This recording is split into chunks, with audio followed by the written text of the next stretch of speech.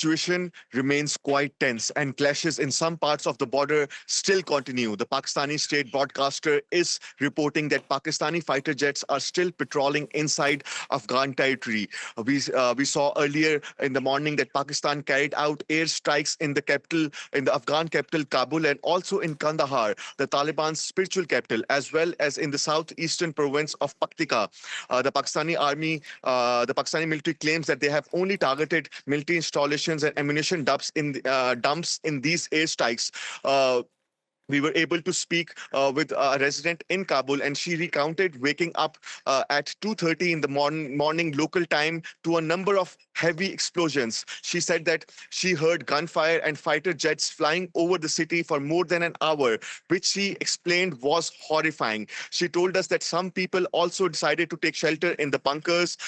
We know that several areas of the capital were targeted in the airstrikes, including the area in the immediate vicinity of the Afghan presidential palace called Darul Aman. The Pakistani government is calling this operation as Ghazbul Haq, which means the righteous aggression. What I would like to remind you is that that the last night clashes started after Taliban launched a retaliatory offensive along the border, targeting Pakistani border posts in response to Pakistani airstrikes in Afghanistan last Sunday. They opened heavy fire along the border at several points. It's also worth remembering that both countries share approximately 2,500-kilometer long border. We have seen on social media it has also been a real battle of narratives. Both sides claim to have inflicted heavy losses on the other. What we do know is that in the early hours of today morning, Taliban actually announced that they had ended their offensive. But after the Pakistani airstrikes, fighting resumed. So tensions therefore remain very high. And according to security sources in Islamabad, if the escalation does not stop, the airstrikes could spread further. And Shahzaib, the two sides had agreed to a ceasefire back in October. Are there any mediation efforts going on now?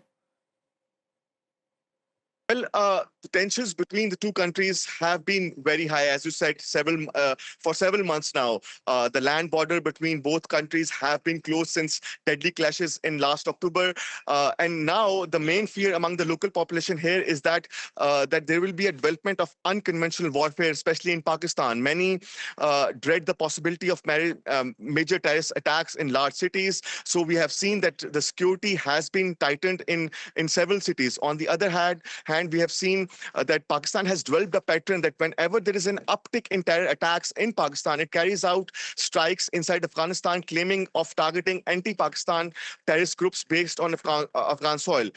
Even though the tensions are very high, for now, some countries in the region close to both Pakistan and Afghanistan are trying to reduce pressure, to reduce the tension and pressure. Last night, the foreign minister of Qatar spoke by telephone with the Pakistani counterpart, Ishaq Dar, the foreign minister of Pakistan.